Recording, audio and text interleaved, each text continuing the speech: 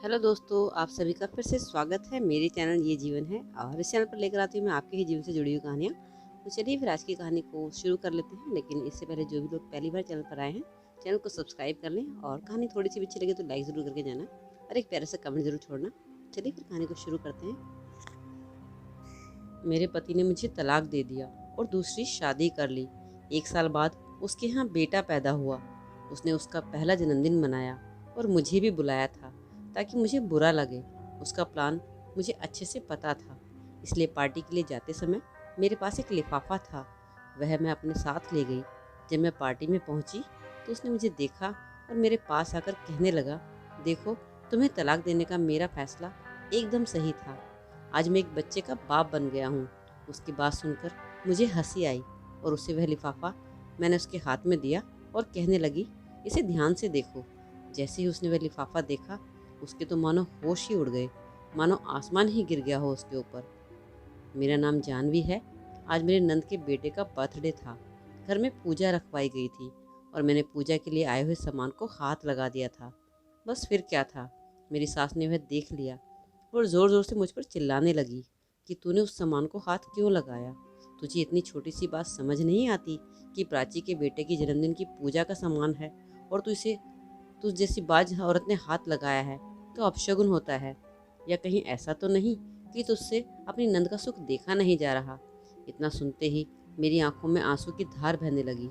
फिर भी अपनी भावनाओं को दबाते हुए मैंने कहा, माँ जी, इससे आगे मुझसे कुछ कहा ही नहीं गया। तभी मेरी नंद स्नेहा, जो मेरी नंद कम और सहेली ज़्यादा थी, मुझे ताना मारते हुए कहने लगी कि भाभी, तुमसे ऐसी उम्मीद नहीं थी।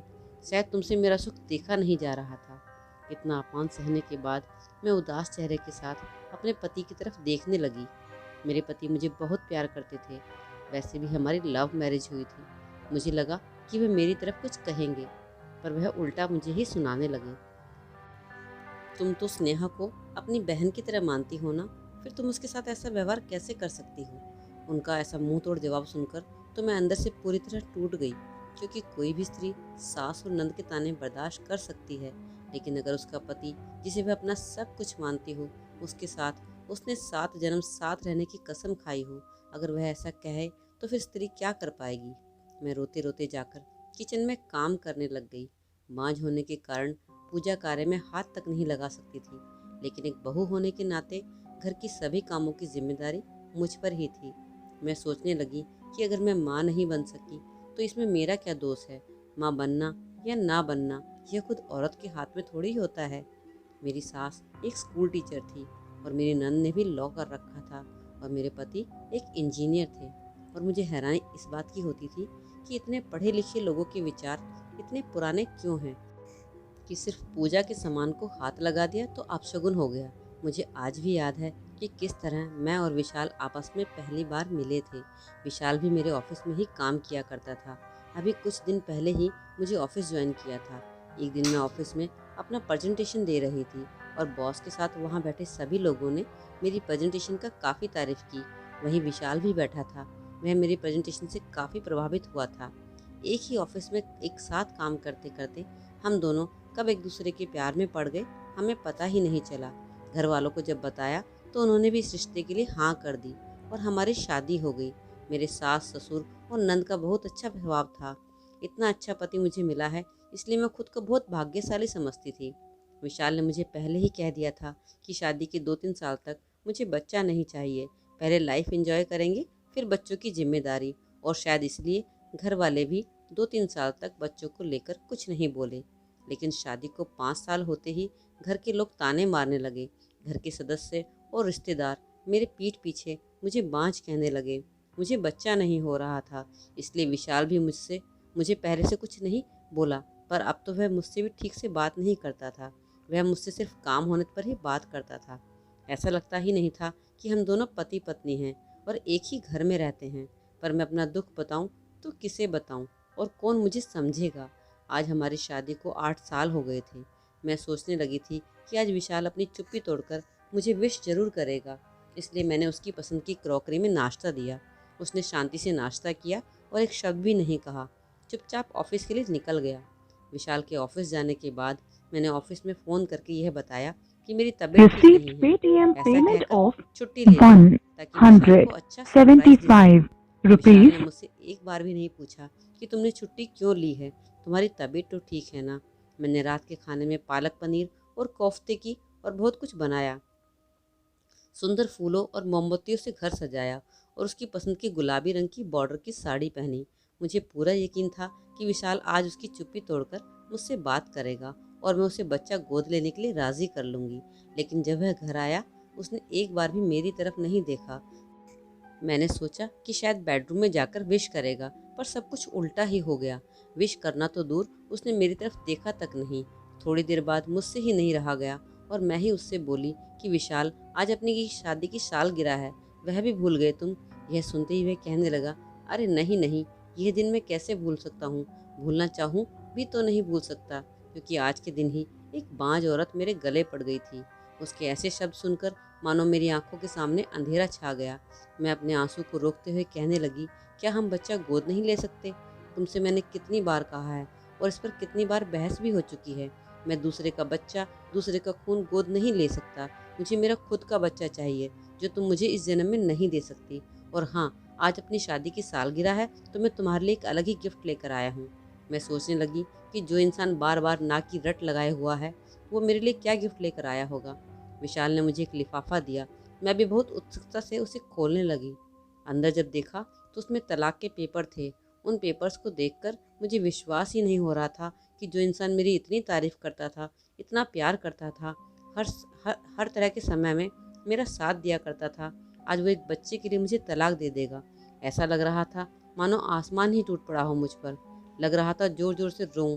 फिर अपने आप को संभालते हुए तुरंत ही तलाक के पेपर पर साइन कर दिया, क्योंकि जब उसके मन में मेरे लिए प्यार ही नहीं है तो ऐसे इंसान के साथ रहने में क्या फ़ायदा।